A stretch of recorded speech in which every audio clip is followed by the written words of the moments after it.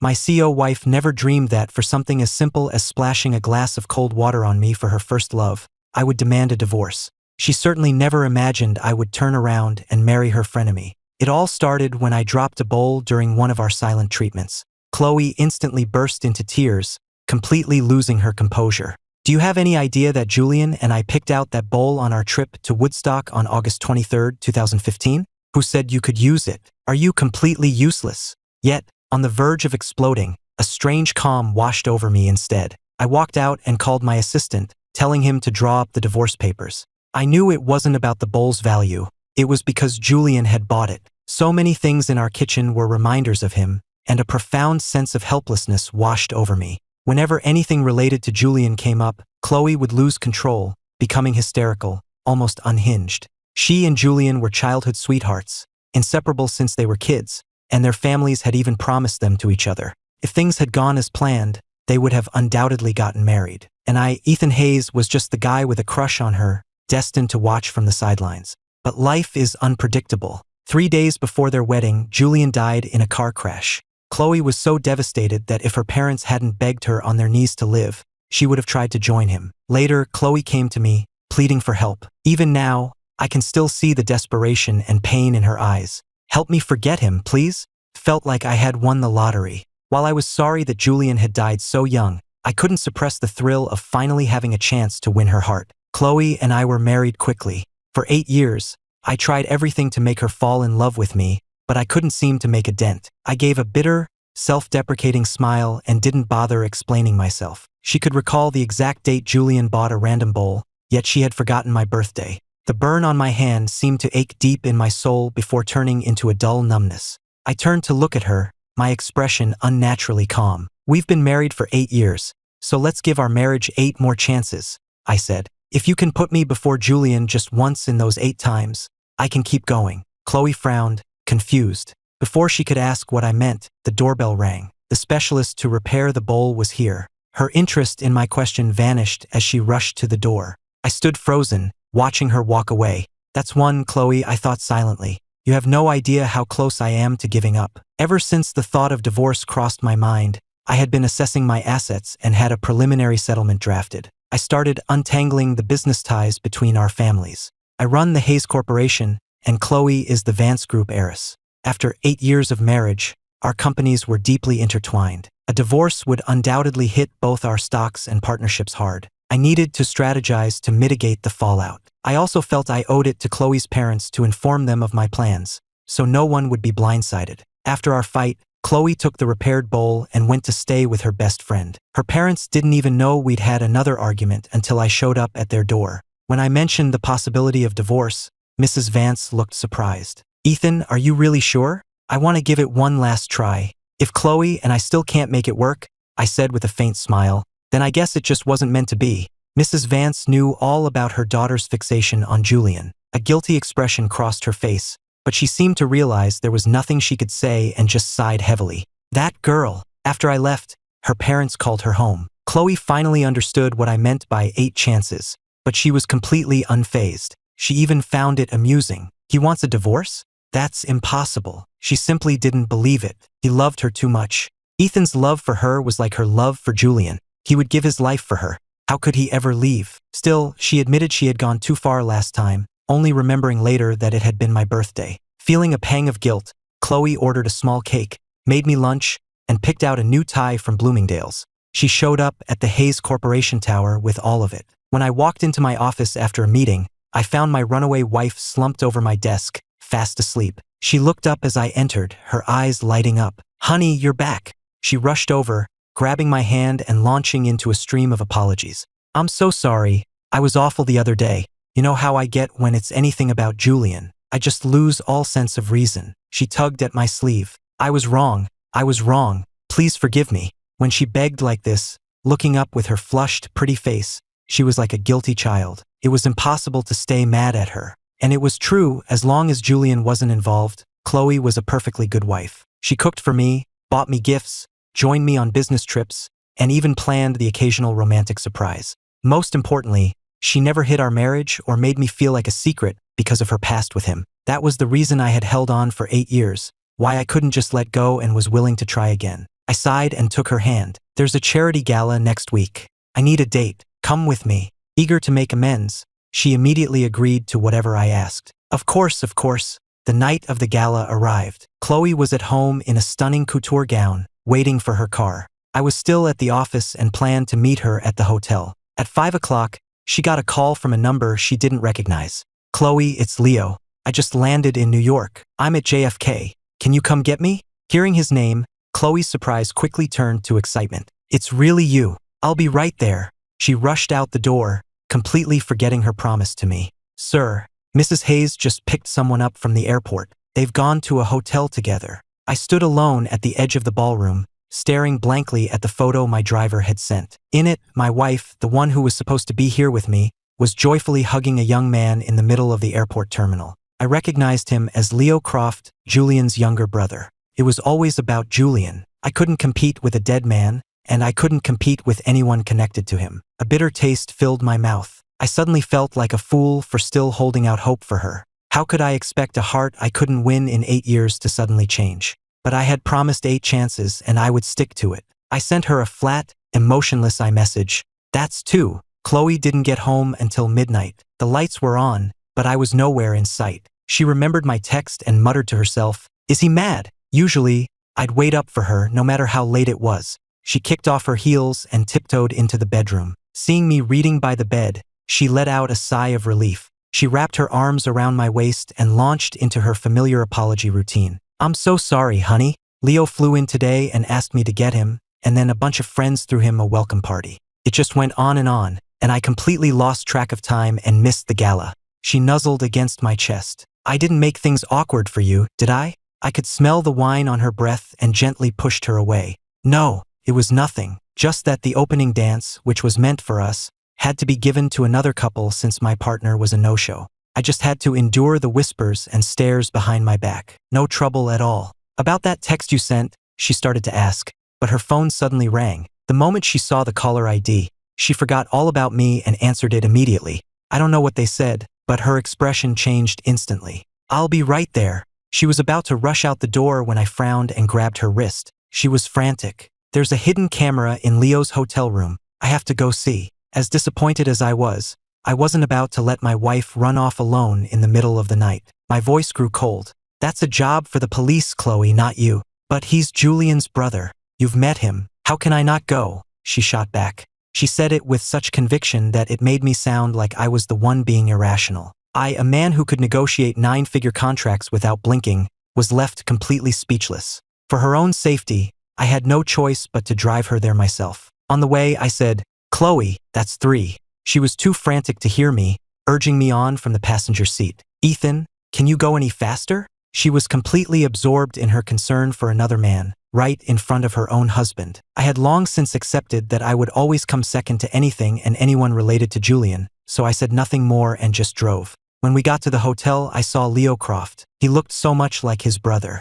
He was handsome, but his face was grim as he spoke quietly with a police officer. He saw us and came over. Chloe. Then his eyes landed on me. And you are. He's my husband, Chloe said dismissively, then turned her attention to the crowd by the hotel room door. What's the situation? Leo gave a wry smile. I've already called the cops, but the hotel is denying everything. They're saying I planted the camera myself to try and blackmail them. Chloe's face hardened. She strode forward and began arguing with the hotel staff. I stood on the periphery, watching my wife call lawyers and fight fiercely for another man, and let out a quiet, frustrated breath. I hear Chloe's never gotten over my brother, Leo said quietly, suddenly standing beside me. I look a lot like him. What do you think my chances are of stealing her from you? His eyes were bright with a cocky certainty. In the past, that would have gotten under my skin, but not anymore. You can't lose what was never truly yours. My expression remained neutral. I didn't even bother to look at him. He looked like he just punched a pillow,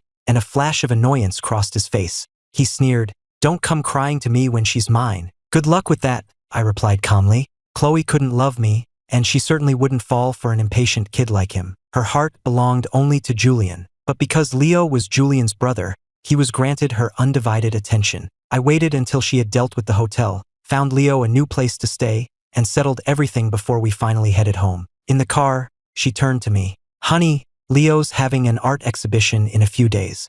Could you make an appearance to support him? I almost laughed in disbelief. I couldn't understand how she had the audacity to ask such a thing, not only running herself ragged for another man but trying to drag me into it as well. I actually did let out a laugh, but my chest felt tight. Chloe, I said quietly, I'm not that magnanimous. She blinked, confused. But he's Julian's brother. That's exactly the problem. I slammed on the brakes, pulling the car over.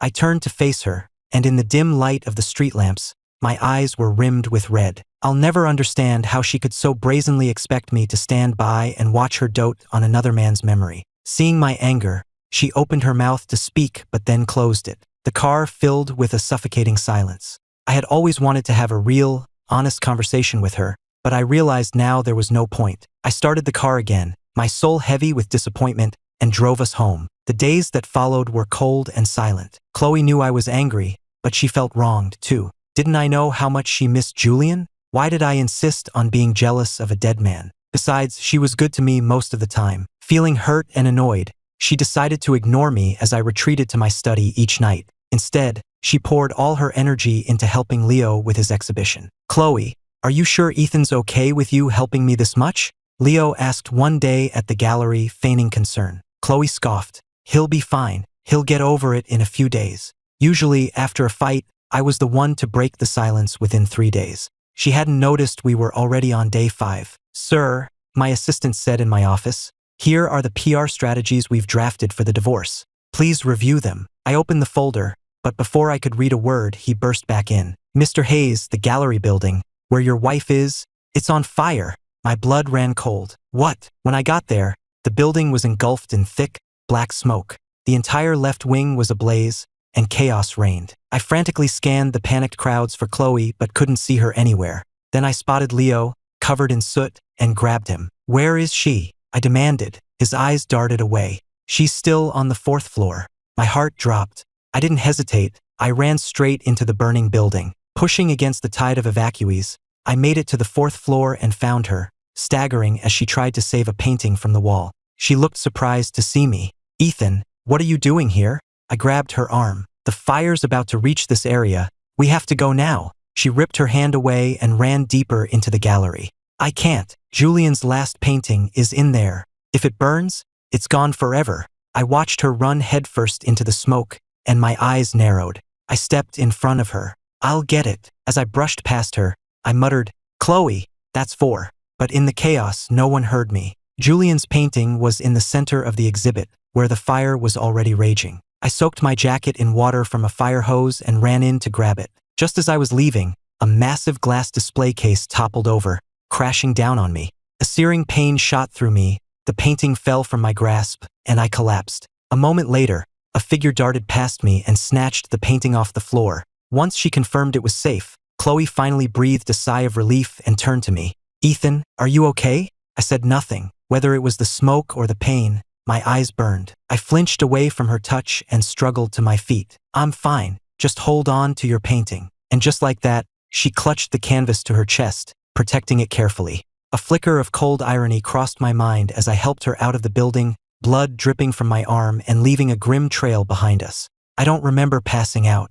When I woke up, I was in the hospital, and Chloe was sitting by my bed with red, swollen eyes. The moment I opened my eyes, she lunged forward.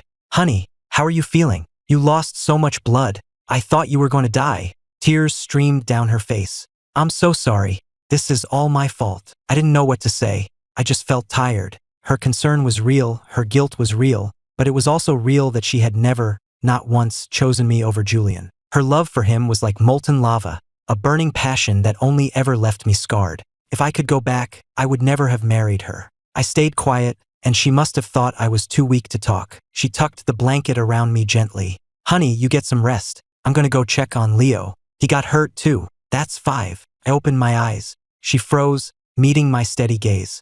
After a moment, she relented. Okay, I won't go. I'll stay here with you. Later, when she thought I was asleep, she quietly grabbed her purse and slipped out of the room. In the room, the man who was supposed to be sleeping slowly opened his eyes. My injuries were serious. I had a fractured shoulder blade that required surgery, and I'd be in the hospital for at least a month. Chloe split her time between home and the hospital, but she spent most of it in Leo's room, claiming he was all alone and needed someone to look after him. The pain had reached a point where all I felt was numbness. I didn't say a word, just focused on healing in silence. About 3 weeks later, my assistant took me to the cemetery in a wheelchair.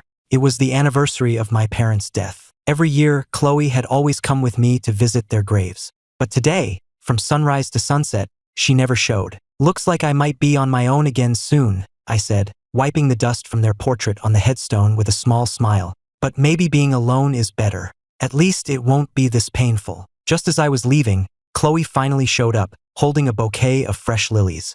"I'm so sorry, Ethan. Leo spiked a high fever, and I was so frantic I completely forgot about the anniversary. Why didn't you remind me? Are you a doctor?" I cut in calmly. "Are you related to him? What is he to you?" She started to speak. "But he's—" I cut her off again. "Are you going to say he's Julian's brother?" She hesitated, then nodded. "But I don't like Julian," I said, looking straight at her. "I don't like him, and I don't like anything or anyone connected to him. So why do you assume I should just understand whenever his name comes up?" "Chloe, that's 6. The 6th time since I started counting that she had put him before me. Only 2 chances left. At this rate, I thought with a bitter twist of my lips, the end was coming very soon." Chloe was taken aback. She stared at me, her face a mask of gloom, as if she were seeing her husband for the very first time. Her eyes slowly reddened, and then huge tears began to stream down her face. "Ethan, you're being cruel," she choked out. I didn't respond. I just lowered my gaze in silence.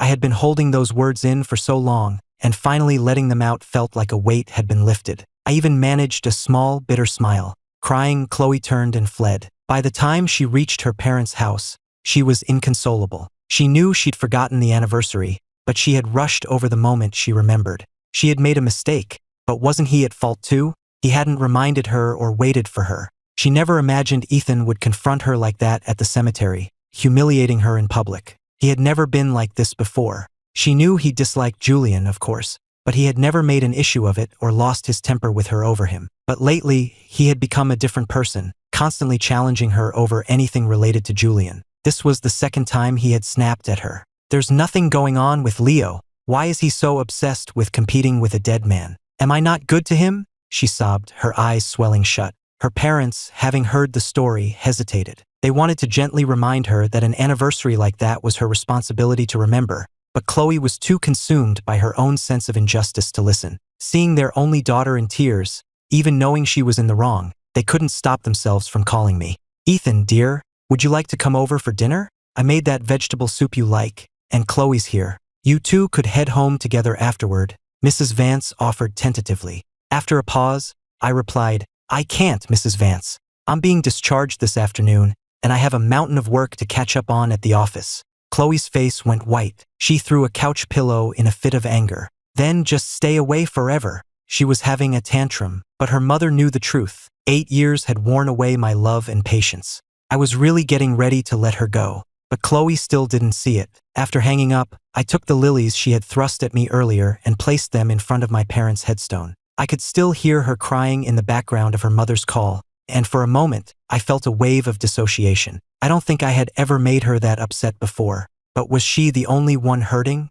I wasn't made of stone. A cold, mocking thought crossed my mind as I turned my wheelchair and left the cemetery. That afternoon, my assistant handed me the paperwork. "Your discharge is all set." I nodded. "Let's go." As we headed for the exit, a mocking voice stopped us. "Leaving so soon? Why not enjoy the hospital hospitality a little longer?" I looked up and met Leo's openly hostile stare. "I hear today's the anniversary of your parents' death," he said with a smirk, standing a few feet away. "Sorry about that. Chloe was so busy taking care of me, she completely forgot. Hope you weren't kept waiting." My expression turned to ice. My assistant, who also serves as my security, stepped forward and put a hand on Leo's shoulder. But I held back my anger, my voice cold and steady. "Instead of wasting your time provoking me, you should try improving yourself. What do you have besides a face that looks like your brother's?" Compared to Julian, Leo really was a nobody. He had none of his brother's business acumen or artistic talent. He even had to use Julian's name to get an exhibition,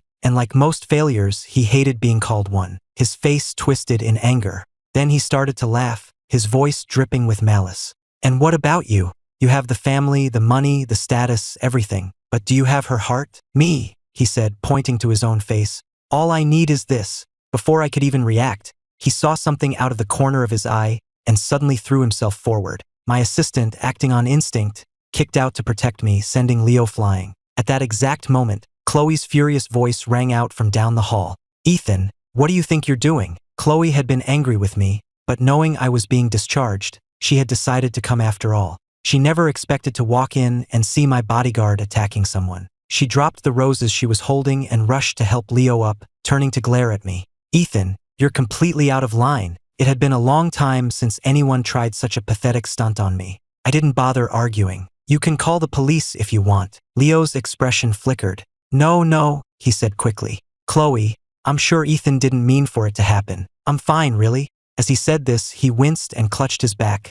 sucking in a sharp breath. Out of Chloe's line of sight, he shot me a triumphant, silent question. "Who do you think she believes?" Chloe's face was grim. She shot me a freezing glare, then forced a smile for Leo. "Come on, Leo, let's get you to urgent care." "Thanks, Chloe," he said. As they left, he shot me a look of smug victory. I ignored him. His petty games were nothing compared to the casual way Chloe had just betrayed me. If she had any faith in me, his little act never would have worked. But when it came down to it, anything related to Julian, she would always take the other side. It didn't even have to be Julian himself. His brother was close enough. I stood there, watching them leave, my gaze shifting from their retreating figures to the roses scattered on the floor. The wind blew, and the petals fluttered, barely clinging to the stems, just like our marriage. Silently, I counted. "That's 7, Chloe." Our relationship plunged into an icy silence after that. Chloe refused to come home, and I started sleeping at the office. The month in the hospital had put me seriously behind, so I worked around the clock to catch up. Even if your personal life is in shambles, the world doesn't stop. My personal iMessage buzzed. It was a photo of Leo and Chloe together, sent by Leo, but he deleted it almost immediately. A minute later, I saw his new Facebook post. "Thanks to Chloe for taking care of me while I was sick." The picture showed him in a hospital bed, with Chloe spoon-feeding him soup. The photo was intimate and jarring. I looked at it, but I felt nothing. I knew she only loved Julian. The rest of us, myself included, were invisible to her. But soon, that certainty would be shattered. After 2 straight weeks of overtime, I was finally caught up. I went for a follow-up appointment. My recovery was on track, and the doctor said I needed to start daily physical therapy. Hearing that, I decided it was time to go home. I couldn't live at the office forever, and we had a fully equipped gym at home that would be perfect for my rehab. But as I opened the front door, I stopped dead. There, in the center of our living room, was my wife kissing another man. Hearing the door, they slowly turned. Chloe's eyes were still hazy with passion. Then, as reality dawned, the color drained from her face. She shoved Leo away from her and stared at me, speechless. "Ethan," I turned to leave. Panicked, she ran after me, grabbing my arm. "Ethan, please, let me explain." I stopped, my voice flat. "Explain." Her face was ashen. I thought he was Julian. That's why it happened." I took a deep breath and let out a humorless laugh. I gestured toward Leo. "So if Julian were actually standing here, you'd be kissing him? Sleeping with him? Have you completely forgotten that you're married?" Seeing her avoid my eyes, I realized I had been a fool. All Leo needed was his brother's face. I had never felt so utterly defeated. I pressed a hand to my chest. I thought I was numb to it all, but why did it still ache so much? I couldn't stand to be in that house a second longer. I gently pulled my arm from her grasp and walked out. Leo blocked my path, his eyes filled with faux remorse. "Ethan, I'm so sorry. I just have such strong feelings for Chloe. I dressed up like my brother to tempt her. It's all my fault. Don't blame her." His words were laughable. I looked past him to Chloe, who was standing there, pale as a ghost. A sarcastic smile touched my lips. "He looks like Julian, so you get them confused?" I gestured at Leo. "This guy is a shameless, manipulative, cheap imitation of his brother, and you fell for it? Or maybe," I said, my voice ice cold, "Julian was just as despicable and manipulative as his little brother, and that's why you can't tell them apart." My answer was a sharp, stinging slap across the face. I turned my head, the metallic taste of blood filling my mouth. The panic in her eyes was gone, replaced by a burning hatred. "Don't you dare talk about Julian that way," she hissed, her voice like ice. She looked ready to kill me. I closed my eyes. The stinging on my cheek was nothing compared to the pain in my heart. "That's 8, Chloe," I thought. The last one. For a split second, a wave of panic washed over her. A sudden fear that she was about to lose something forever. But the feeling was quickly consumed by a tidal wave of rage. She was shaking, completely lost to reason. She had long forgotten what my 8 chances even meant, or if she remembered, she didn't care. "Ethan, apologize to Julian's memory," she demanded, her eyes blazing. Even now, he was all that mattered. The taste of blood was strong in my mouth. I tried to smile, but my eyes welled up. Finally, I said the words I had been holding back for so long. "Chloe, let's get a divorce." She froze for a second, then, consumed by her anger, she made the worst decision of her life. "Fine. No one insults Julian. Not even my husband." I wiped the blood from my lip. The moment the word divorce left my mouth, it was as if a switch flipped and all my emotions vanished. I pulled the divorce papers from my briefcase without a word. "Sign it." She didn't stop to wonder why I had the papers ready. She just signed her name, her entire being radiating cold fury, and walked away. I didn't follow. Leo, however, lingered for a moment. He leaned in and whispered, "You were easier to break than I expected." I looked up at him. "Get out." When he saw the raw fury in my eyes, he flinched and scrambled away. I stood there in the yard, motionless, for a long time. After a long while, I finally went inside, found a cigarette, and lit it, the smoke making me choke and my eyes water. I had insulted Julian on purpose, just to see if she would, for once, choose our fragile marriage over her hysterical defense of him. The answer was clear. He was a curse she lived under, and I could never be the one to break it. When the cigarette had burned down to the filter, I started packing my things in silence. I was leaving the house to her, so I couldn't leave any part of myself behind. But 8 years is a long time. Traces of my life were everywhere in the home we had built together. Took hours to pack it all away. The last thing I picked up was an old, tarnished metal keychain. It was the first gift Chloe ever gave me. My parents had just died in a car accident, and my world had collapsed. I was an orphan, an easy target for everyone. I remember how hard those days were. Relatives were trying to swindle me out of my inheritance. Classmates started to avoid me, and old friends turned on me. In that dark time, Chloe was the one who reached out her hand. "Ethan Hayes, if nobody else will be your friend, I will. I'll have your back." Her smile was radiant in the sunlight. She saw me looking, scratched her head, and then unclipped the keychain from her backpack and handed it to me, her smile revealing 2 perfect dimples. A friendship present. That was the moment it all started. I treasured that keychain for years. I stared at the keychain for a long time before finally placing it in a box. As I taped it shut, it felt like I was sealing away the heart that had loved her for more than a decade. Once everything was packed, I took one last look at the house we had shared for 8 years, then turned and walked away without a second thought. I never looked back. I moved into a condo I owned downtown. I knew it would take a long time to heal from this marriage, but the moment I decided to let her go, I knew there was no turning back. Meanwhile, Chloe went back to her parents' house and destroyed everything I had ever given her. Crystal figurines shattered, a pearl necklace snapped and scattered across the floor, and our wedding photos were torn to pieces. Leo was inwardly thrilled but put on a show of trying to stop her. "Chloe, please don't do this. It's all my fault." She ignored him, grabbing the matching coffee mugs we owned and smashing them against the wall. "What is going on in here?" her parents cried, rushing into the room. A flicker of cunning crossed Leo's eyes as he stammered, "It was Ethan." He said terrible things about Julian, and in her anger, Chloe signed the divorce papers. "What?" Mrs. Vance's face fell. She snatched the document from the table, and as she read it, she seemed to age 10 years. It had really come to this. "Chloe!" she cried, grabbing her daughter's arm. "Stop this. Go talk to Ethan. If you go now, maybe you can still fix this." But Chloe's eyes were hard. "Don't talk to me about him." The next day, she spent the entire day in her wrecked bedroom, clutching a photo of Julian, convinced she would never forgive me. On the 3rd day, she saw the signed agreement in the living room. Her pupils constricted as the reality of it hit her. Her heart skipped a beat, but she quickly hardened her expression, tore the document to shreds, and threw it away. She sent me an iMessage, "Don't think you can scare me with this." She was convinced I was the one who couldn't live without her, not the other way around. On the 4th day, she fished the torn pieces of the agreement out of the trash. She stared at the dense legal text, wondering how we had gotten to this point. This wasn't what she had wanted. We had been giving each other the silent treatment for a month, the longest we had ever gone without speaking. When I didn't come to her, she finally decided she wanted to make up, but she was too proud to make the first move. So when Leo mentioned wanting to see one of Julian's paintings she had at our house, she brought him over. She figured it was a good excuse to see what I was up to and maybe convince me to make peace with Leo. They were both important to her, and she didn't want them to be at odds. But when they arrived, I wasn't there.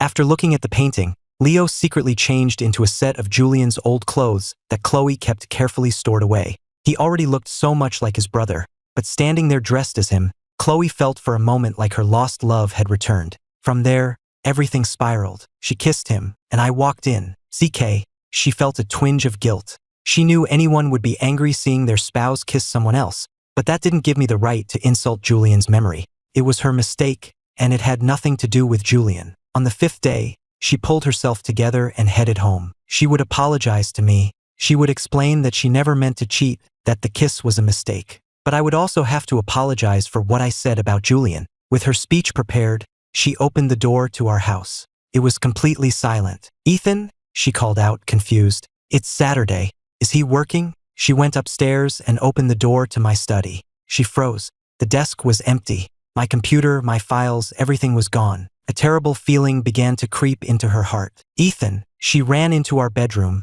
and her unease turned to full-blown panic. All of my things were gone. Was he really divorcing her? No, he wouldn't. Her mind was reeling. For a moment, the world went silent. Even with all my things gone, she couldn't believe I would actually leave. He must just be furious, she thought. This was just his way of forcing her to apologize. It was just like when she stormed out, waiting for me to come and coax her back. That had to be it. Ethan loved her too much to really divorce her. Muttering to herself, she pulled out her phone and called me. The sound of the phone ringing calmed her down. She even felt a little amused. How childish of him, copying her little runaway ex. He wasn't even doing it right. If you really want to make someone suffer, you block their number. But after a few rings, the call went straight to voicemail. The smile on her face froze. I had declined her call. When she tried again, she found I had blocked her number. Her hands began to tremble. She opened our iMessage history and sent a text. "Ethan." A red, "not delivered" notification appeared immediately.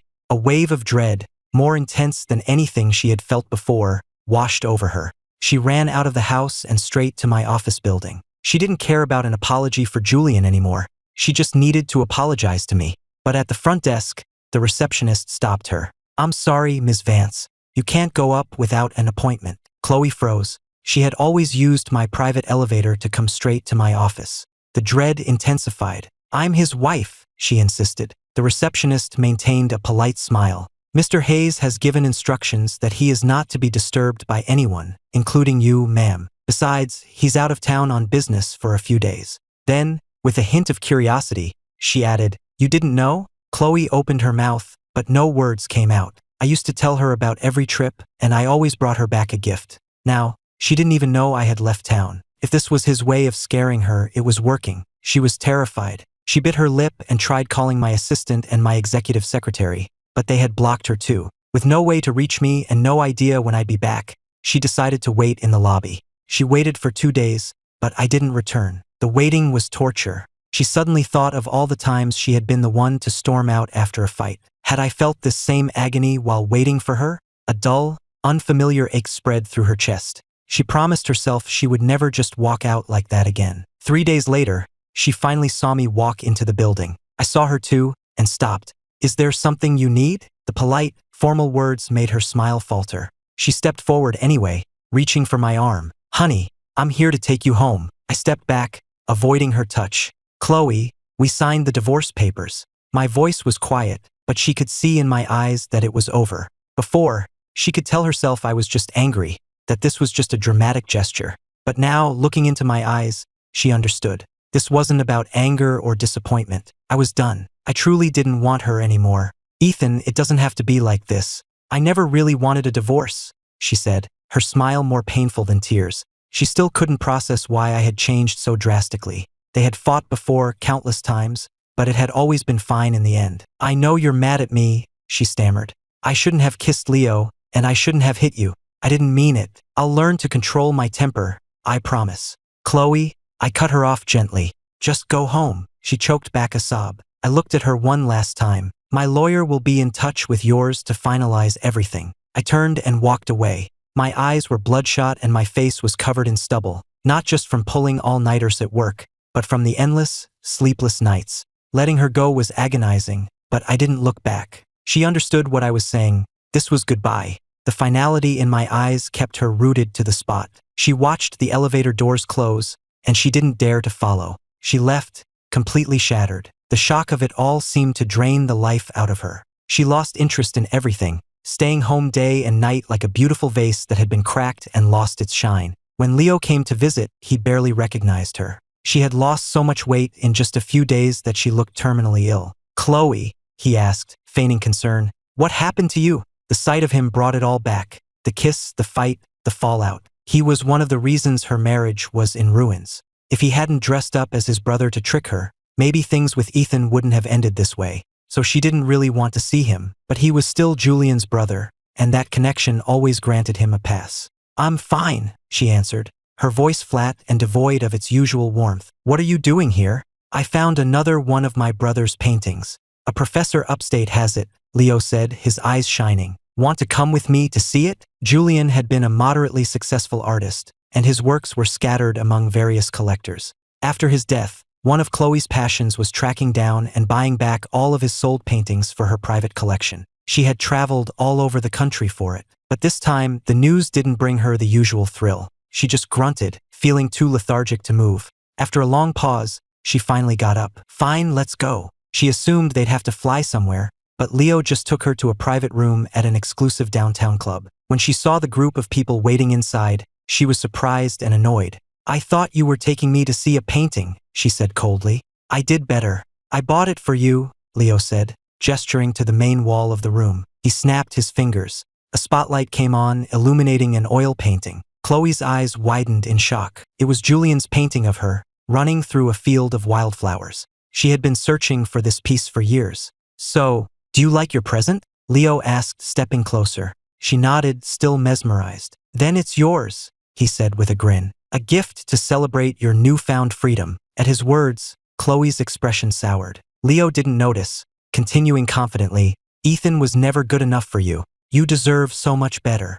The others in the room started to agree. That Ethan Hayes was just your lapdog anyway. He was never in your league. The nerve of him, divorcing you. Who does he think he is? You're better off without a disobedient mutt like that. You could have anyone you want. Suddenly, there was a loud crash. Chloe had kicked over the coffee table, her voice cutting through the chatter like a razor. "Who did you just call a dog?" The room went completely silent. Her icy glare swept across the room before she strode over and slapped the woman who had been the most vocal. The woman shrieked, clutching her cheek, too shocked and intimidated to retaliate. Chloe ignored her, her eyes finally settling on Leo. "Who told you I was single?" Leo looked flustered. "Chloe, don't be mad. You'd do well to remember your place before you pull a stunt like this again." When Chloe was truly angry, she spared no one. As the color drained from Leo's face, she continued, her voice dangerously low. "Ethan and I signed a separation agreement. We are not divorced. We are still legally married. And you dare to insult him in front of me? Even if we were divorced, who the hell are any of you to speak about him that way?" The room was silent. They were all from less influential families, and they had come tonight to curry favor with a newly single heiress. They had clearly miscalculated. Leo was speechless. He couldn't believe she would embarrass him so publicly. His own face burned as if he'd been the one slapped. "Chloe," he started, reaching for her arm. She shook him off and turned to the rest of the room. "Every single one of you," she said, her voice dripping with venom. "This is not over." The color drained from their faces. The woman she had slapped, the daughter of some corporate VP, finally found her voice. She let out a cold, mocking laugh. "Aren't you the one who treats him like he's nothing? Why are you so defensive now? Everyone in New York knows your great love was Julian Croft. We only called Mr. Hayes a dog because that's how you've always treated him, like something to be called and dismissed at your whim. Did you forget the Hayes family gala? When you threw a fit over Julian and left Ethan to clean up your mess? You're the one who cheapens him, so who are you trying to fool with this devoted wife act?" The woman's face was twisted with disgust. "None of us would say a bad word about him if we weren't trying to get on your good side.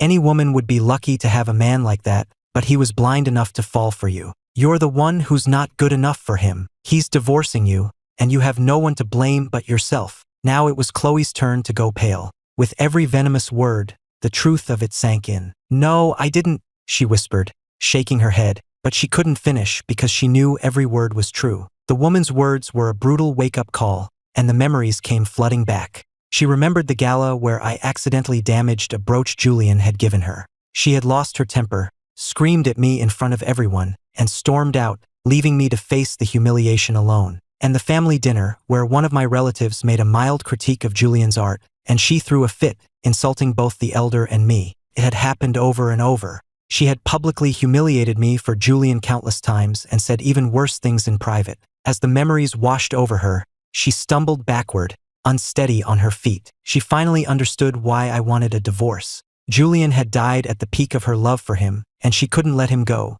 so she demanded that I simply understand. And I had always tried to be considerate. I went with her to visit his grave. I helped her track down his art. I had done so much, but it was never enough for her. She just kept hurting me over and over, all for him. Who could live like that? She sank to the floor, a sob catching in her throat. Hadn't she known this all along? Deep down she had, but born into wealth, coddled by her parents, then spoiled by Julian, and then by me, she had become rotten. She was selfish and entitled, never once about how her actions affected others. She had trampled all over my love for her simply because she knew it was there. And now she had finally pushed and pushed until there was nothing left. In the private room, tears streamed down her face. She knew then that it wasn't Leo's fault, or even Julian's.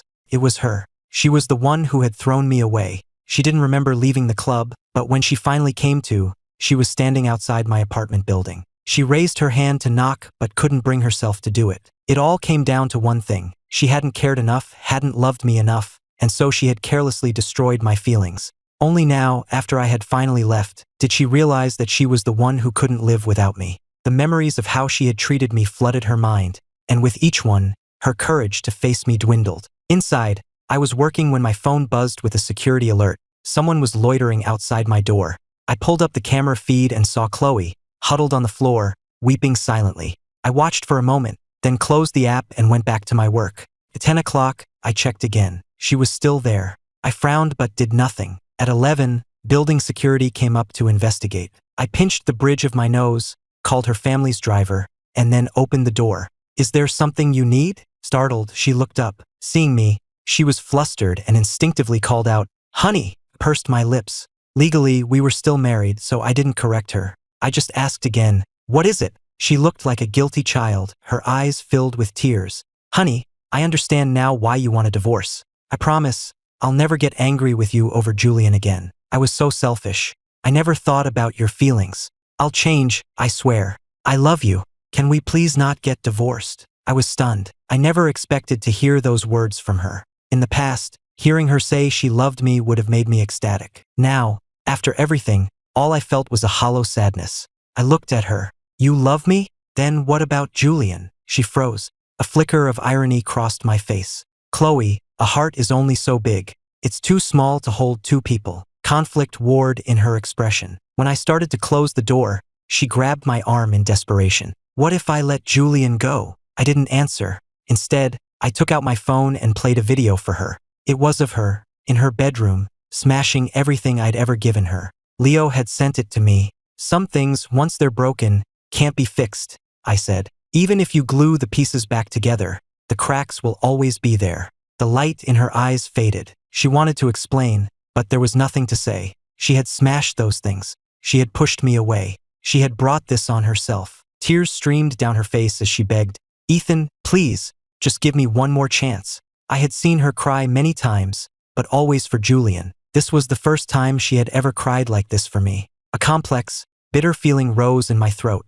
After a long silence, I finally spoke. "Chloe, I gave you 8 chances. Not 1 or 2. 8. The color drained from her face. She had never taken me seriously. When I mentioned the 8 chances, she had thought it was a joke. And how had she used them? She screamed at me on my birthday over a worthless bowl. She abandoned me at a gala to meet Leo. She left me to die in a fire for one of Julian's paintings. The consequences of her actions had finally come back to haunt her, and she was left speechless. We stood in silence. I didn't say another word. When I saw her driver pull up, I turned, went back inside, and shut the door. She watched the door close, and though I was only feet away, it felt like an impassable canyon had opened between us. After the fiasco at the club, news of our impending divorce spread quickly through our circle. Luckily, I had prepared for this, so the impact on the Hayes Corporation and the Vance Group was minimal. Our companies maintained their professional partnership, and the transition was smooth. But once word got out that the divorce was final, my family immediately started trying to set me up. Chloe also kept trying to see me. I was so tired of all of it that I scheduled a series of business trips just to get away. My first stop was Boston, for a meeting with Reed Pharmaceuticals about a new cancer drug development project. I had done my research on their team beforehand, but when I walked into the conference room, I saw they had made a last-minute change. "I didn't expect you to come in person, Mr. Hayes," a woman with a sharp, chin-length bob said, extending her hand. "To show how seriously we're taking this, they decided to send me. I'm Maya Reed, CEO of Reed Pharmaceuticals." Last-minute substitutions weren't unusual in these negotiations. I simply nodded and shook her hand. "A pleasure." We took our seats and the meeting began. The Hayes Corporation wanted to pool our core technologies with Reed's to co-develop a new oncology drug. We had already agreed on that in principle, but we were still deadlocked on the financial investment and profit-sharing models. My personal life may have been a disaster, but it never affected my performance as a CEO. I don't speak much in negotiations, but when I do, my words are precise and effective, cutting straight to the heart of the matter. Maya's team was just as sharp, and she herself was a formidable opponent, with a commanding presence and a razor-sharp wit. By late afternoon, we had finally reached an agreement. After signing the contract, Maya's intense demeanor softened. She tucked her hair behind her ear and looked at me. "Mr. Hayes, since you came all this way, please let me buy you dinner." A celebratory dinner was standard practice, so I agreed without a second thought. I was surprised, however, when we arrived at the restaurant and it was just the two of us. "I had your team taken to another place," she explained, pulling out a chair. "There were a few things I wanted to discuss with you privately. It's easier this way." Her explanation was perfectly plausible, so I sat down. As I looked over the menu, I caught a glimpse of someone out of the corner of my eye. It was Chloe, sitting at a nearby table, her eyes red and swollen. I sighed and pinched the bridge of my nose. I didn't understand it. She was so proud. Why was she following me like this? It was too late. I had no intention of going back. Those 8 years with her had been exhausting, and I felt a sense of freedom now that it was over. But her presence now just brought back all the old weariness and frustration. Maya noticed her too. "I hear you and your wife are getting a divorce?" she asked, her tone casual. I was surprised the gossip had reached her. I pulled my gaze away from Chloe and answered honestly, "Yes." Suddenly, I lost my appetite. "I'm sorry," I said, feeling awkward. "I need to deal with something." Rain check. Maya smiled with understanding. "Of course. Let's exchange numbers." We swapped contact info and she left. I walked over to Chloe's table. Chloe watched us talk and smile, her hands clenched into fists. It was a simple, professional exchange, but the sight of it was like a dagger to her heart. If this small moment was so painful for her, she wondered, how must I have felt, watching her love another man for 8 long years? The more she thought about how she had treated me, the more her guilt grew. By the time I reached her table, her voice was barely a whisper. "Honey, if I wasn't clear before," I said calmly, "let me be clear now. This divorce isn't an impulse. It's a decision I've considered for a very long time. I'm not going back. I want to move on with my life, and I think you should too." I paused. "Stop chasing ghosts, Chloe." With that, I turned and left. Chloe started to follow, but then she saw Maya walking back toward us. Maya held up her car keys. "I'll give you a ride." The offer stopped Chloe in her tracks. Maya and I had only just met. We weren't nearly familiar enough for her to be offering me a ride. But the alternative was staying here and dealing with Chloe. "Okay, thanks," I agreed. As she watched us walk away together, Chloe's expression hardened into a dark, obsessive resolve. "I'm not giving up," she whispered. "Chloe." Leo's voice startled her. She frowned. "Are you following me?" His smile faltered. "No, of course not. Your parents were worried, so they asked me to check on you." Her expression softened slightly. "I'm fine. You can go." Leo bit his lip but didn't move. Ever since the incident at the club, she had been giving him the cold shoulder, ignoring all his apologies and attempts to get back in her good graces. Because he had thrown that disastrous singles party. All the guests she had turned on had, in turn, turned on him. They had all been potential clients Chloe had introduced, people who bought his art to stay on her good side. Now, his paintings weren't selling at all. His career was tanking, and here she was, chasing after her ex-husband. He thought she was supposed to be in love with his brother. A flicker of resentment crossed his face, but he softened his voice. "Chloe, I was thinking of organizing another exhibition of Julian's work. What do you think?" In the past, she would have jumped at the chance, but now she just sounded bored. "Maybe later," she said dismissively. Before he could press her, she turned and walked away. She had to figure out how to get me back. Back in New York, with our deal finalized, Reed Pharmaceuticals proposed sending a delegation to tour our facilities.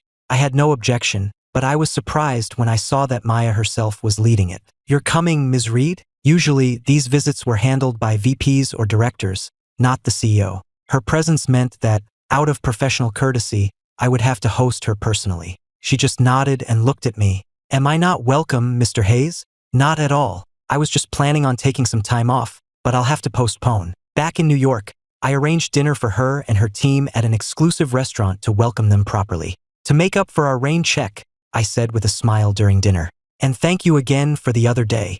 We both knew what I was thanking her for. She simply nodded. "Of course, Mr. Hayes." By the end of the meal, the atmosphere had become much more relaxed and informal. We talked about everything from our new partnership to the city's history, when Maya suddenly said, "I hear Trinity Church is beautiful. I wonder if you might have time to show me." My hand paused midair. Her meaning was clear. She didn't say us. She said me. She didn't want a tour guide. She wanted me. A strange feeling stirred within me, and I met her gaze.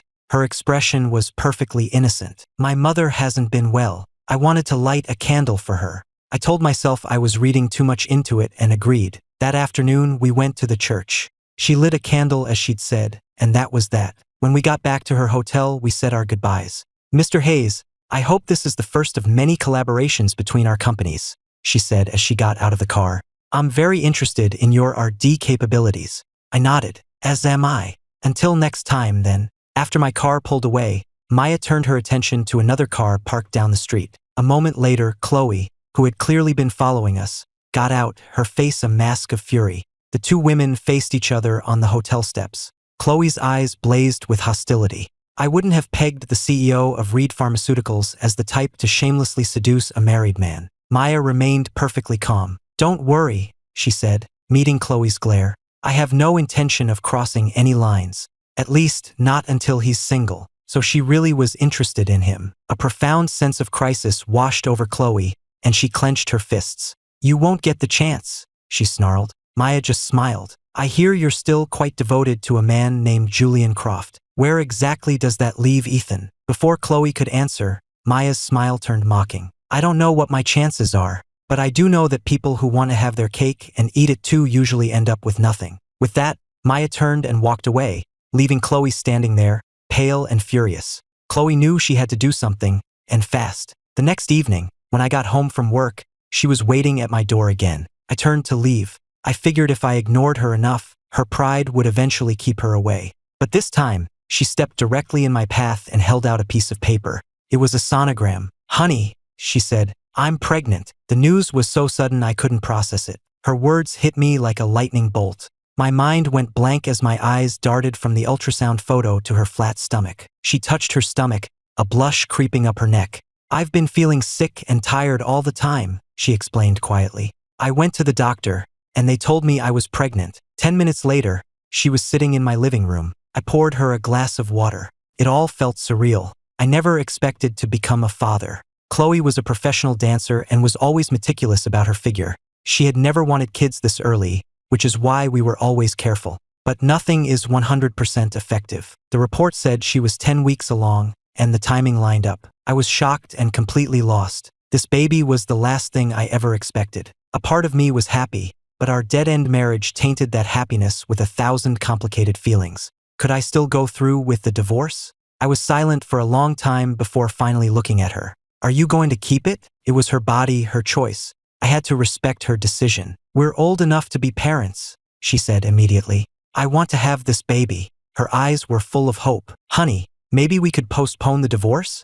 I shook my head. "If you decide not to keep it," I said, choosing my words carefully, "I'll hire the best care for you until you've fully recovered, and I'll provide a generous settlement." I took a breath. "If you decide to have the baby, I will support you through the pregnancy and cover all of your and the child's expenses afterward. I will be an active father." "But Chloe," I said, looking her in the eye, "I still want the divorce." 8 years of this marriage had left me exhausted. She had hurt me too deeply. Part of me still loved her, but I knew I couldn't have a future with her. The disappointment had finally reached a breaking point. I thought maybe it was time for both of us to start over. She bit her lip, holding back tears. Instead of arguing, she changed tactics. "I have an appointment with the OBGYN tomorrow. Will you come with me?" I agreed. She smiled and didn't linger. It was fine if she couldn't change my mind right away. With enough time together, she was sure she could win me back. Besides, she had another card to play: public opinion. Once the news of her pregnancy got out, the internet would do the rest.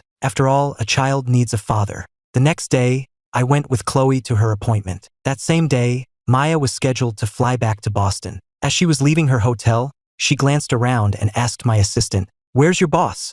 "I'm sorry, Ms. Reed. Mr. Hayes had a personal matter to attend to today," my assistant explained with a slight bow. "He sends his apologies." A flicker of disappointment crossed her face, but she said nothing more and headed to the airport. She was already looking forward to our next meeting. But then, a headline started trending on Twitter: "Chloe Vance pregnant. Fans urge Ethan Hayes to reconcile." When Maya saw it, the lipstick she was holding snapped in her hand, smearing red across her palm. Every word of the headline felt like a needle in her eye. Her heart ached. Was she going to lose her chance again? She wouldn't accept it. But if Chloe was really pregnant, it was only natural that I would go back to her. Still, whether I went back was my decision, not something to be decided by a mob on the internet. She pursed her lips and called her assistant. "Get our PR team on the line." She stopped mid-sentence. Something felt off. She reread the articles and tweets. The language was all too similar, too coordinated. It was an orchestrated campaign. "Never mind that," she told her assistant. "Find out who's paying for these trending topics about Ethan Hayes." Her assistant got to work. It didn't take long to get an answer. A B-list actress had paid for the campaign, an actress who just so happened to be Chloe's cousin. Maya tapped her fingers on her desk, then forwarded the screenshots to me. 5 minutes later, she called. "Did you see the screenshots I sent?" she asked. I rubbed my temples. "I'm sorry about all this. It might be none of my business," she said carefully, "but I think you should look into who's behind this, and maybe you should also confirm whether your wife is actually pregnant." I was shocked to find myself trending on Twitter. I'm not a celebrity. But even then, my first thought wasn't to suspect Chloe. The proud woman I knew would have considered such manipulation beneath her. So I had planned to just ignore it and wait for it to blow over.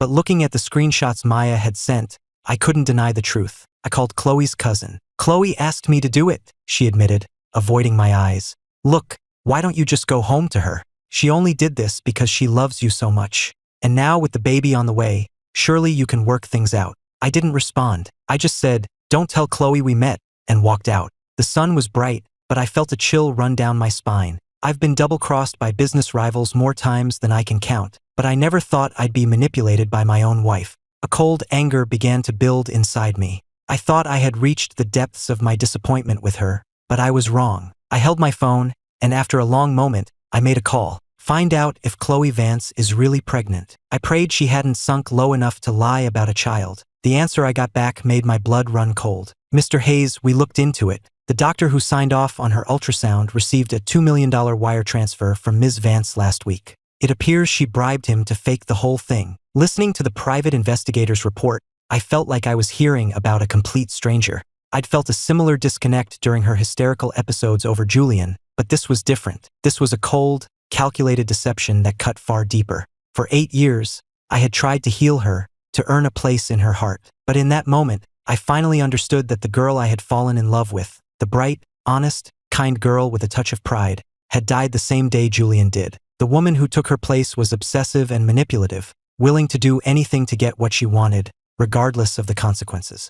I had just been lying to myself, refusing to see it. A dull, indescribable ache settled over me. As I watched Chloe show up at my door, her face a mask of innocence as she asked me to take her to her appointment, the last vestiges of my love for her evaporated. "Honey," she said with a smile, not noticing my coldness as she reached for my arm. I stepped back, just as I always did. She didn't seem to mind. She knew patience was key. In her mind, my attitude had already softened, and it was only a matter of time before she could charm her way back into my life. She did have one small problem: how to maintain the lie as the months went on. Her plan was to win me back before she would start showing, get me into bed, and conceive a real child. Then, even if the truth about the timeline came out, she figured I wouldn't argue for the sake of our actual baby. Lost in her scheme, her smile grew brighter.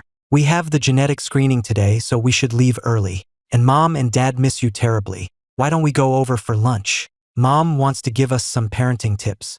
I didn't speak.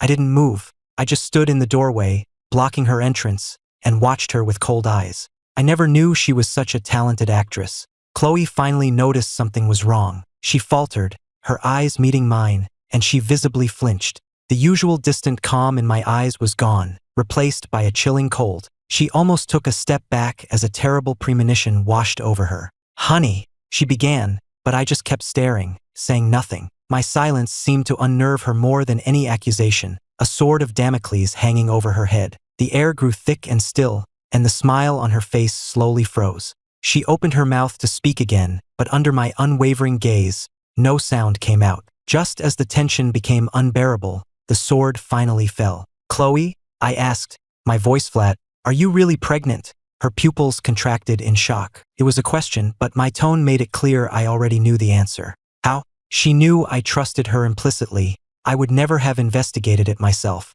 Who was it? Who was trying to sabotage her? Her eyes narrowed as a suspect came to mind. "Did Maya say something to you?" she demanded. "Honey, that woman is trying to get between us. You can't believe a word she says. Of course I'm pregnant. You came to the appointment with me. How can you believe her over me?" I frowned, confused as to why she was bringing Maya into this, but I had lost all patience for her lies. "Chloe, we're finalizing the divorce tomorrow," I said, cutting her off. I held out my phone, showing her the evidence. "Or I release all of this to the press." She had been stalling the proceedings for weeks.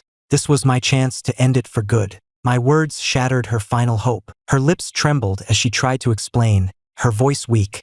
"Honey, I didn't mean to lie. I was just so desperate to get you back. I love you." Her voice trailed off under my cold stare. In the past, she would have been certain I'd forgive her, but now she wasn't so sure. She couldn't understand how every attempt to pull me closer only pushed me further away. "You don't love me?" I said, a bitter smile on my lips that didn't reach my eyes. "You just can't stand the thought of losing the man who's done whatever you wanted for the last 8 years. If you really loved me, how could you have hurt me so many times for another man? How could you have thrown away those 8 chances I gave you when I was at my breaking point?" She shook her head, tears streaming down her face. "No, it's not like that." But at that moment, regret finally truly consumed her. I looked at the woman I had once loved so deeply. I had laughed and cried for her, felt joy and agony, and now all that was left was a quiet, hollow sadness. "Chloe," I said one last time, "let's try to end this amicably. I'll see you at the courthouse tomorrow." But the next day, Chloe never showed. Instead, I got a call from the NYPD. "Is this Ethan Hayes? Your wife is on the roof of the Grandview Tower, and she's threatening to jump. The situation is critical. We need you to get here as soon as you can." When I arrived, crowds had already formed on the street below and on the roof itself. Chloe was standing on the ledge, swaying precariously. A few feet away, police negotiators were trying to talk her down, and her parents were pleading with her. But she ignored them all, her gaze fixed on the ground below. Her eyes only lit up when she saw me. "Honey," I was still catching my breath. I steadied myself and met her gaze. "Chloe, what do you think you're doing?" Her expression was tragic. "Honey, I don't want a divorce. And this is how you've decided to stop it? By forcing my hand," I said, my own hands clenching into fists at my sides. I had always known her love for Julian was extreme, obsessive even. A part of me had once envied that devotion, but having that intensity directed at me felt suffocating. A wave of anger and revulsion washed over me, cresting as I heard the chants from the crowd below, urging me to give in. "Hey buddy, whatever she did, it can't be this bad. Yeah man, she's pregnant. You can't just abandon your family. Be a man and take care of your wife. Are you trying to kill her? A wife that beautiful? You'll never find another one." Chloe heard them, and a soft, hopeful look entered her eyes.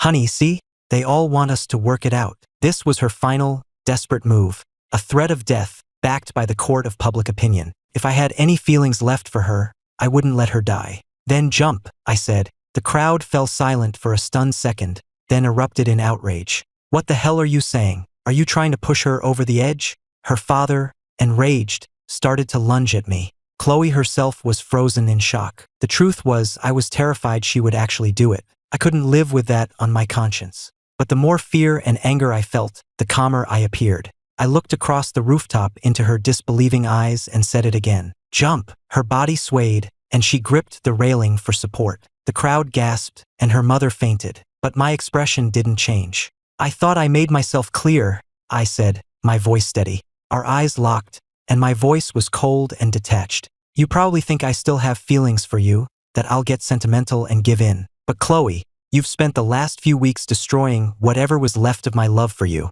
Threatening me with your death today is just pathetic. If I don't love you, why would I care if you live or die? The words were brutal. She couldn't take it, shaking her head, her face ashen. Stop it. Don't say that. I pressed on. If you die today, at most I'll feel a little guilty that I couldn't stop you. But I won't mourn you for 8 years, the way you've mourned Julian. That guilt will fade in a few years. I'll forget you. I'll move on. And you'll just be a tragic, foolish memory. She couldn't believe I could be so cruel. I had never been like this before. But she had forgotten that a man who could survive losing his parents and build an empire from their legacy was no pushover.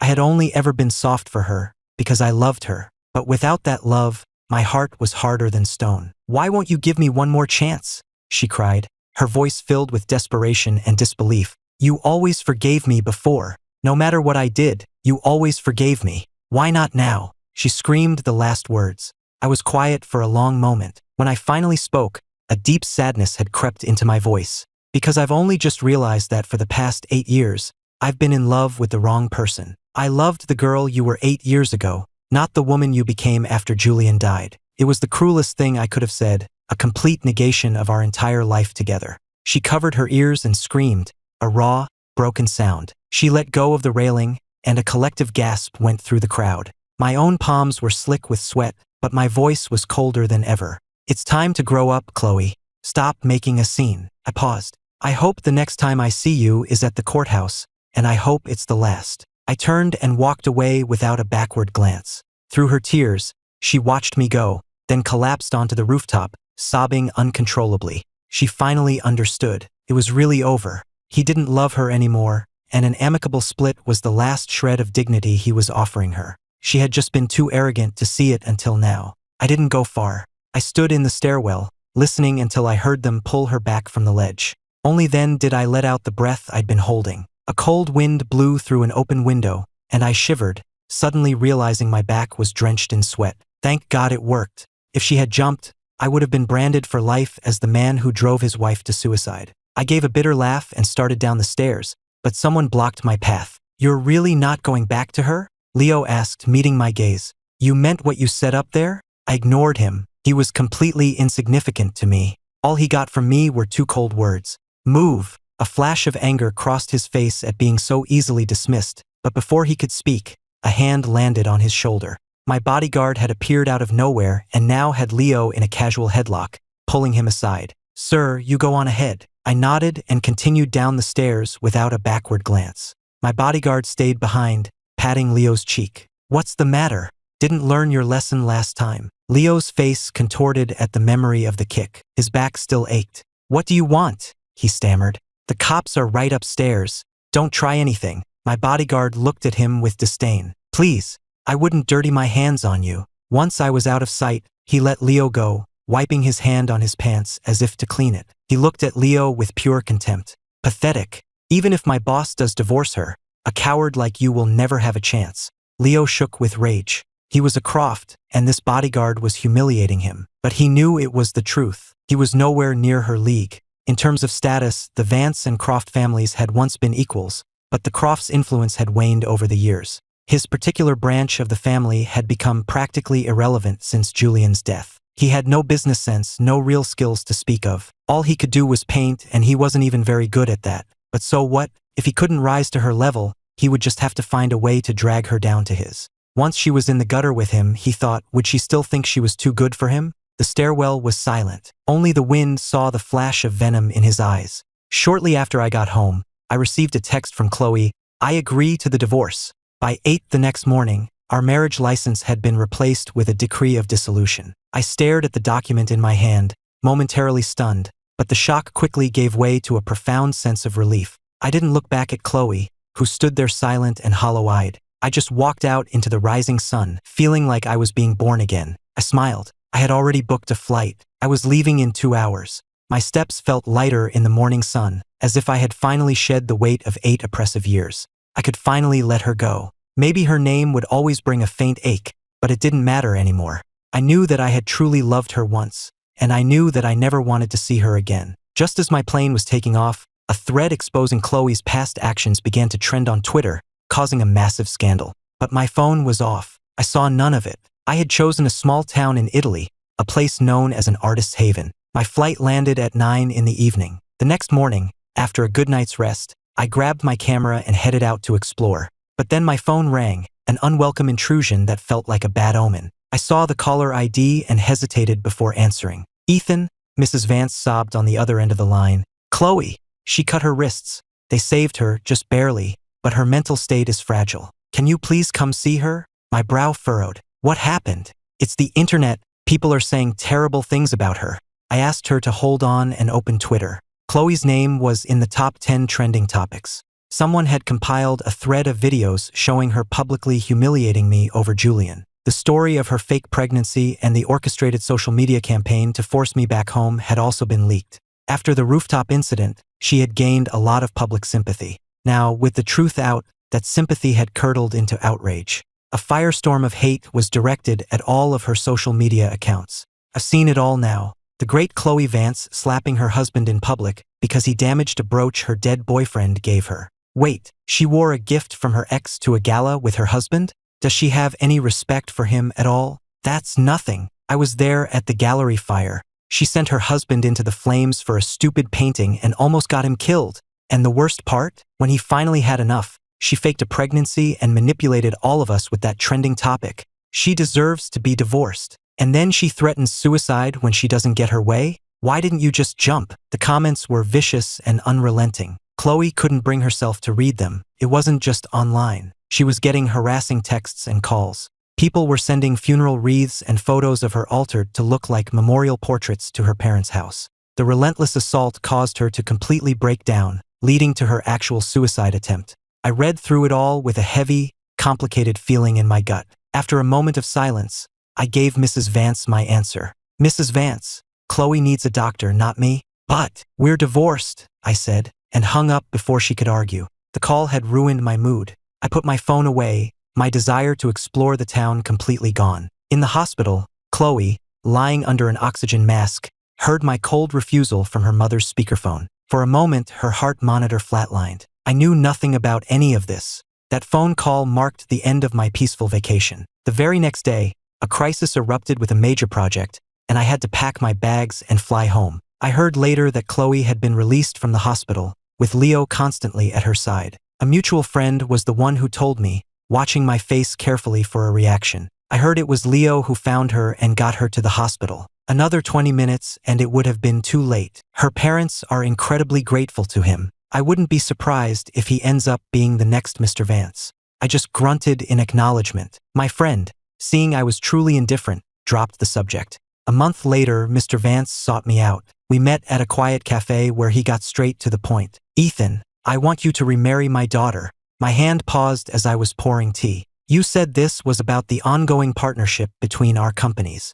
If this is a personal matter, I'm afraid I don't have time." He sighed. "Ethan, she's not well. You're the only one who can bring her back." My patience was wearing thin. First Chloe, then her mother, and now her father. I wanted to walk out, but he was an elder I respected, someone who had helped me in the past. I forced myself to stay calm. "Whether she gets better is up to her. There's nothing I can do." He shook his head. "If you come back, she'll find the will to live." My voice went flat. "I don't know how many more times I have to say this. We are not getting back together. If that's all, I have work to do." He knew that if I walked out now, he wouldn't get another chance. As I stood to leave, he gritted his teeth and played his final card. What if the Vance Group pulls out of the R8 project? I stopped dead in my tracks. This wasn't a plea, it was a threat. My expression hardened, my eyes turning to ice. When I spoke again, my tone was formal and sharp. "Then I suggest you try it, Mr. Vance." The R8 project was the single most important venture for both our companies this year,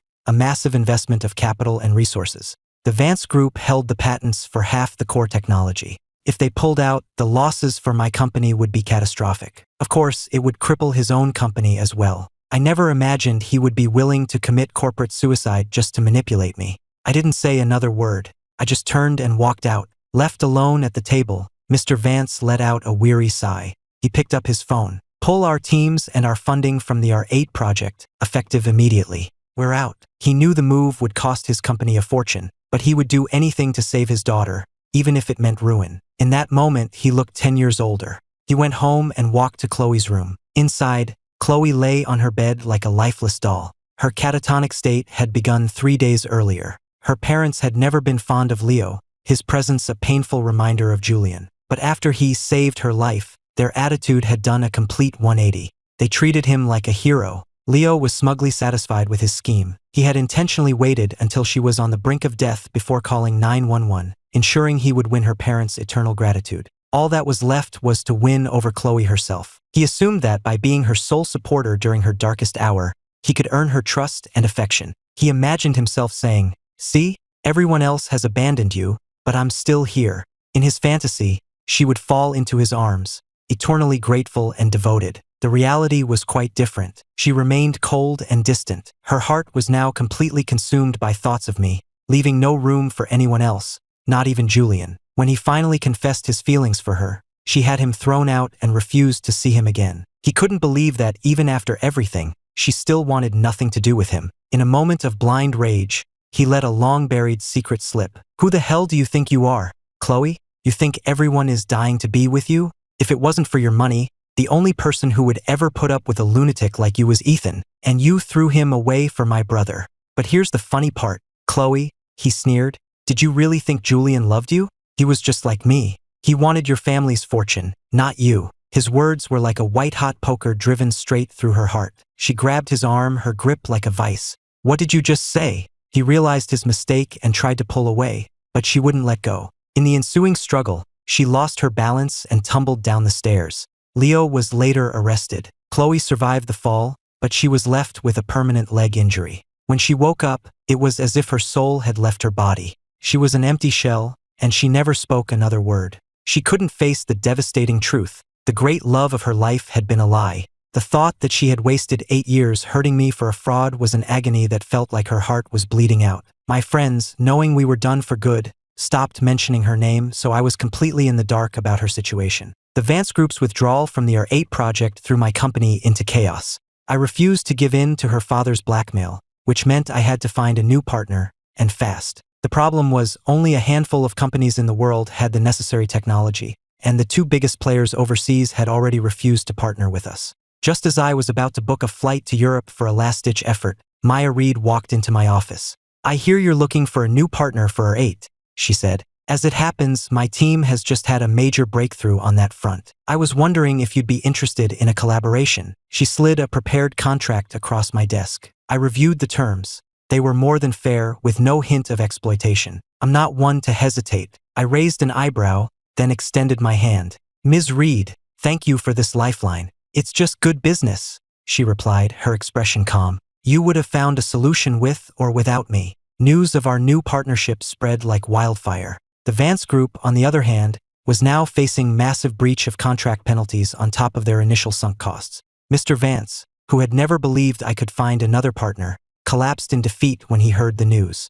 Accused of sacrificing the company for personal reasons, he was forced to resign as chairman by a unanimous vote of the board. When Chloe heard the news, a single tear fell from her vacant eyes. She finally stopped running from the truth. It was as if she had finally grown up. She left the country with her parents to recover. Before she left, she visited Leo in prison, where he confirmed her worst fear. Julian, the man who had supposedly loved her more than life itself, had never loved her at all. The Croft family's fortunes had been declining while the Vance Group was thriving. Julian had targeted her, his childhood friend, as a means to secure his future. If he had lived, he would have likely taken control of her family's entire fortune. Love Chloe? Are you kidding? I've known her since we were in diapers. I was sick of her by the time we were 10. The memory of Julian's mocking words echoed in her mind.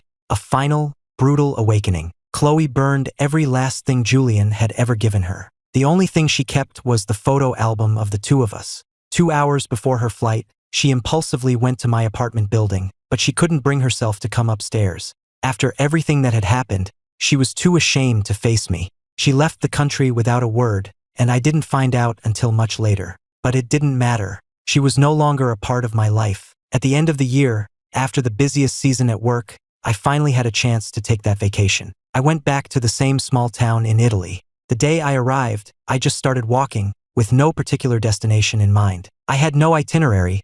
I just wandered and took photos.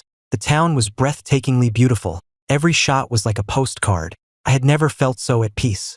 I photographed the vaulted ceilings of ancient churches, the pigeons in flight, the cobblestone streets, the faces of strangers passing by. I paused, lowering my camera, and saw a familiar face. It was Maya Reed. She walked up to me, smiling. "I didn't know you were a photographer, Ethan." She said my name so easily, as if we were old friends. That strange feeling I'd had before returned. "Maya," I said, keeping my voice even. "What a coincidence. Are you on vacation too?" "I am," she said, her eyes sparkling. "But I'm not here for the scenery.